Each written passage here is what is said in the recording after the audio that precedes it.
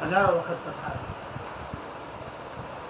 છે ભગવાન સિવાય બીજે મનને જવા વિચાર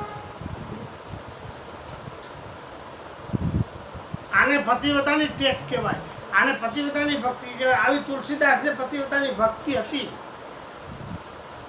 કે એને બીજું કાંઈ ગમતું જ નહોતું. અને આવી દાસત્વ ભક્તિ હનુમાનજીને હતી કે એને બીજું કાંઈ ગમતું જ નહોતું. એવી મહારાજ કહે છે કે તમને ભગવાન જે મળ્યા છે તેમાં આવો પતિવ્રતાનો ધર્મ રાખજો.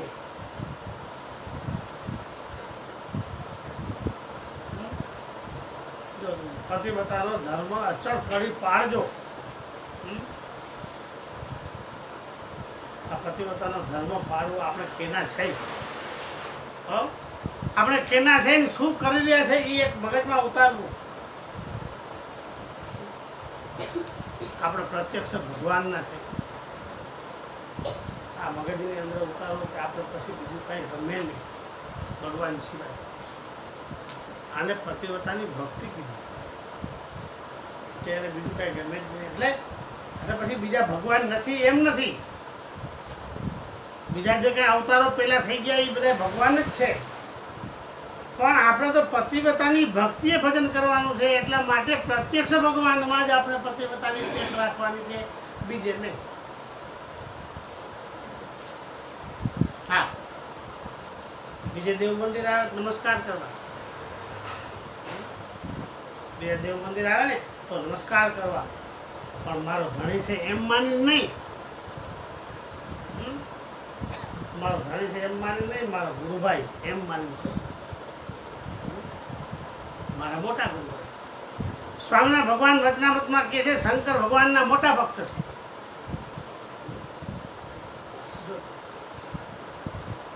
મોટા ગુરુ એવી મજાની પતિવ્રતાની ભક્તિ પાડજો જેને કહીને આપણને દોષ પણ ન લાગે અને ભગવાન રાજી થાય.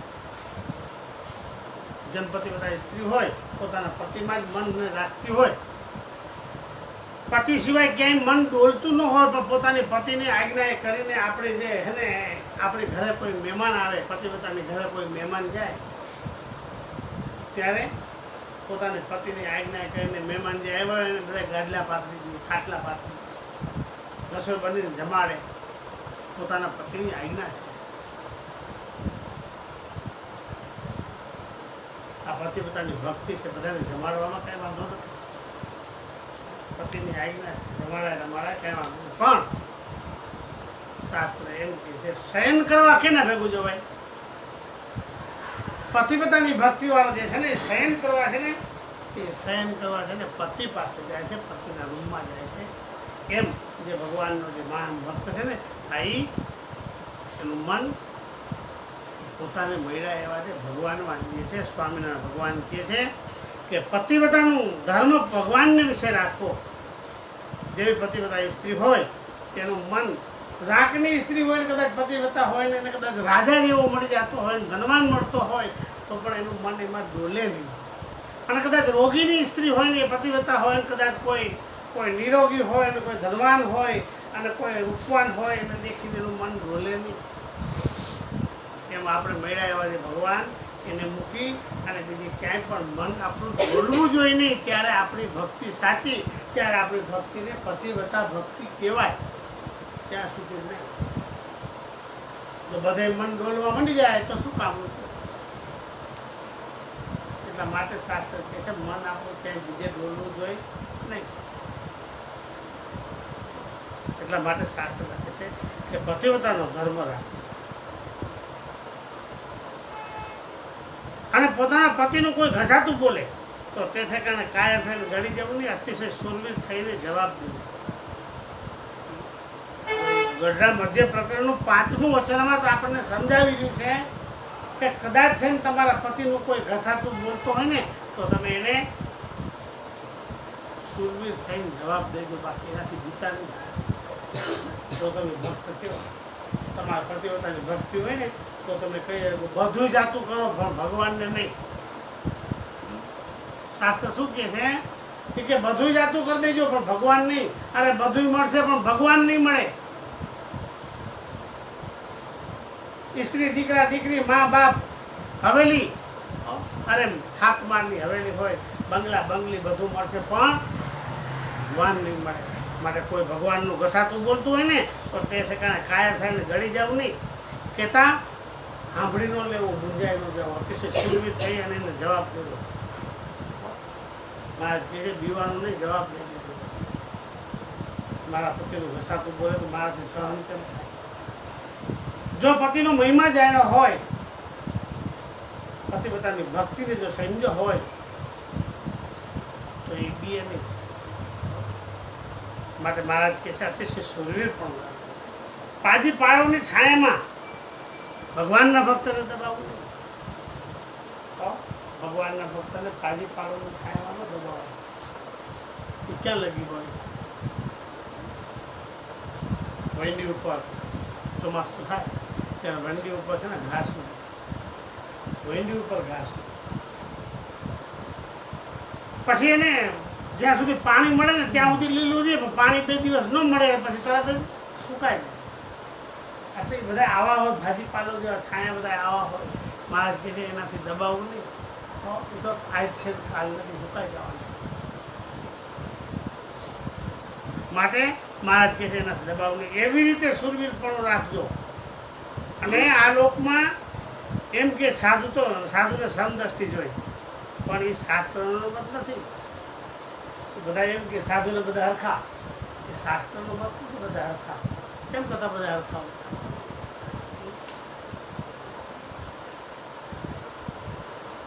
કેમ? કે નારદ, સંકાદિક ને ધ્રુવ, પ્રહલાદિક તેમણે ભગવાનના ભક્તનો જ પક્ષ રાખ્યો છે. ત્રિમુખનો પક્ષ કોઈ રાખ્યો નથી. બધા હરખા કેવા જાય, બધાનો પક્ષ રાખવો પડે. ત્યારે ના લખ્યું. આ મોટા મોટા જે થઈ ગયા ને, આ બધા ભગવાનના ભક્તનો જ પક્ષ રાખ્યો છે. અભક્તનો પક્ષ રાખ્યો નથી.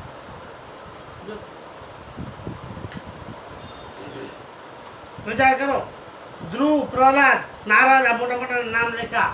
તો વિચાર કરો ત્યારે ખબર પડે પ્રહલાદે બાપનો પક્ષ નો રાખ્યો. પ્રહલાદે બાપનો પક્ષ નો રાખ્યો, માનો પક્ષ નો રાખ્યો, કુળનો પક્ષ નો રાખ્યો. અને ધ્રુવે કોઈનો પક્ષ નો રાખ્યો, બાપનો પક્ષ નો રાખ્યો, કોઈનો પક્ષ નો રાખ્યો. નારદે કોઈનો પક્ષ નો રાખ્યો અને સંકાદિકે પણ કોઈનો પક્ષ નો રાખ્યો. ભગવાનનો જ પક્ષ રાખ્યો છે. અને આપણે પણ આ જ વાર્તાને શીખવાની છે કે ભગવાનના સંતનો જ પક્ષ રાખવો, બીજા કોઈનો પક્ષ ન રાખવો. આ ખાસ અનુસંધાન રાખજો. ભલે આપણા હગાવાલા થતા હોય તો શું થઈ ગયું? વ્યવહારે આપણા હગાવાલા થતા હોય તો શું થઈ ગયું? પણ એનો પક્ષ નહીં રાખવાનો. સત્સંગના માર્ગમાં એ વિમુખ છે. કદાચ આપણી ઘરવાળી હોય ને તો પણ સત્સંગના માર્ગમાં વિમુખ છે. પાર્વતી વૈષ્ણવી દીક્ષા નહોતી લીધી ને તો શ્રી કૃષ્ણ શંકર એનો પક્ષ નહોતો રાખ્યો. જોયું તમે, પદ્મ પુરાણ કહે છે શંકર પાર્વતીના હાથનું ખાતા નહોતા. પાર્વતી ના પાડી હતી વૈષ્ણવ દીક્ષા નહીં લો તો શંકર એના હાથનું ખાવાનું બંધ કરી દીધું. વિચાર કરો, માળિયા ઉપર છે ને હજારો થાળ મૂકી દીધા. પછી જયારે વૈષ્ણવ દીક્ષા લીધી, કથા લાંબી છે,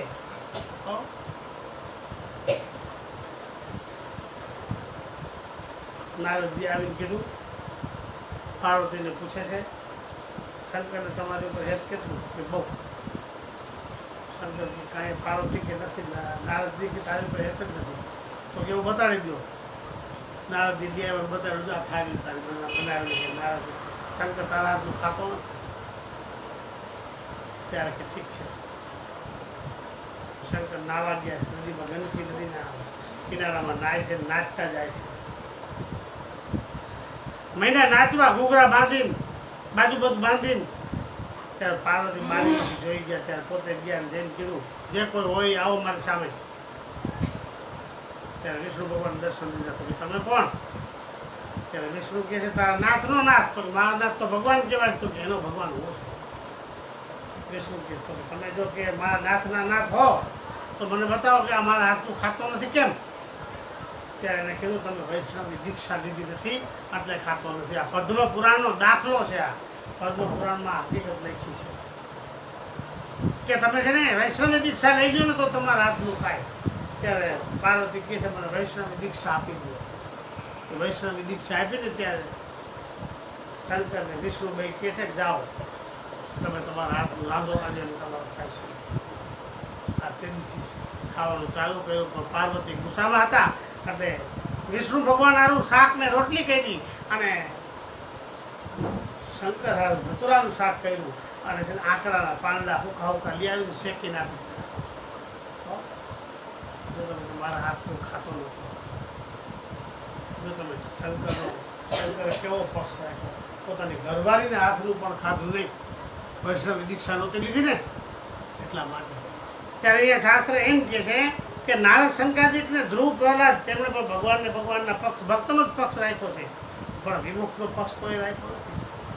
જે કોઈ ભગવાનના ભક્તને ઘસાતું બોલતા હોય ને એના પક્ષ નથી રાખ્યા. પક્ષ તો ભગવાનને સંતોના રાખ્યા છે. કેમ કે જો ઘસાતું બોલતા હોય એવાનો પક્ષ રાખીને તો આપણે પણ ઘસાતું બોલતા હોય ને સાંભળવું પડે. સાંભળવા કરીને પણ દુઃખ થાય. જો ભાગવતમાં શ્રી કૃષ્ણ કહે છે, ભાગવતમાં જ્યારે શ્રી કૃષ્ણ ભગવાને કીધું ને નારદને ગુરુ કરી આવો ત્યારે નારદ ગુરુ કરવા ગયા પણ એને માછીમાર મળ્યો ત્યારે એને ગુરુ ન કર્યા. ત્યારે શ્રી કૃષ્ણ આવી સભામાં આવ્યા ત્યારે પૂછ્યું ગુરુ કર્યા તો કે ન કર્યા તો કેમ ન કર્યા તો મહિના કેવા જો માછીમાર હતો માછલાર મારતો હતો પેલો માછે અને ઝાડ ખંભે હતી શ્રી કૃષ્ણ ભગવાનને કાનમાં આંગળી નાખી કે કોઈ દી ભગવાનના ભક્તનો અવગુણ ગવાય નહીં તેમ સંભળાય પણ નહીં. શ્રી કૃષ્ણ ભગવાનને આંગળી નાખી ત્યારે શાંત થયો ને ત્યારે આંગળી કોઈ નારદ ત્યારે નારદે પૂછ્યું કેમ આંગળી નાખી દીધી ત્યારે શ્રી કૃષ્ણ કહે છે ભગવાનના ભક્તનો અવગુણ લેવાય નહીં અને દ્રોહ કરાય નહીં. દ્રોહ કરે ને તો કોઈ કરતું હોય તો સંભળાય પણ નહીં. એટલા માટે શ્રી કૃષ્ણ ભગવાને કાનમાં આંગળી નાખી દીધી. એટલા માટે મહારાજ કહે છે કે વિમુખનો પક્ષ રાખતો હોય છે ને તે આ જન્મે અથવા બીજે જન્મે જાય તો જરૂર વિમુખ થાય છે. જરૂર પોતે વિમુખ થાય ભગવાન તો મોટા સંત કે એને પણ મને એવા વિચારવાળા નથી જવું જવા દો, આપણે સભામાં નથી જવું જવા દો, મંદિરે નથી જવું જવા દો, એમ કરતાં મોડા પડી મહારાજ કહે છે પોતે પણ અંતે જતા વિમુખ જરૂર થાય. મારે જે ભગવાનના ભક્ત હોય તેને જરૂર ભગવદીયનો જ પક્ષ રાખવો જોઈએ. ભગવાનના ભક્ત હોય ને એને જરૂર ભગવદીય ભક્તનો જ પક્ષ રાખવો જોઈએ, પણ બીજા કોઈનો પક્ષ રાખવો જોઈએ નહીં. અને વિમુખનો પક્ષનો ત્યાગ કરવો જોઈએ. કદાચ આપણે વિમુખનો પક્ષ અત્યાર સુધી રાખતા હોય આપણે નહોતી ખબર એટલે રાખ્યો, પણ હવે આજથી આપણે ખબર પડી કે વિમુખનો પક્ષ રખાય નહીં ત્યારે આપણે જો રાખતા હોય ને તો એનો ત્યાગ કરી દેવો. આ અમારી વાર્તા સર્વ્યાથી દઢ કરીને રાખે. કદાચ વિમુખનો પક્ષ રાખતા હોય ને તો એને તમે ત્યાગ કરી દીધો. પોતાની મા બેન દીકરી હોય ને તો પણ એનો ત્યાગ કરી દેવો. કે તમે કહેશો એક તો બતાવો તો પ્રહલાદે પોતાના બાપનો ત્યાગ કર્યો, ભરતે પોતાની માનો ત્યાગ કર્યો, કઈ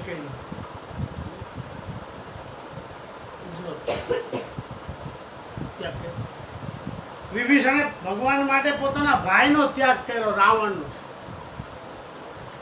વિભીષણે ભાઈનો ત્યાગ કર્યો, પ્રહલાદે બાપનો ત્યાગ કર્યો, ભરતે માનો ત્યાગ કર્યો.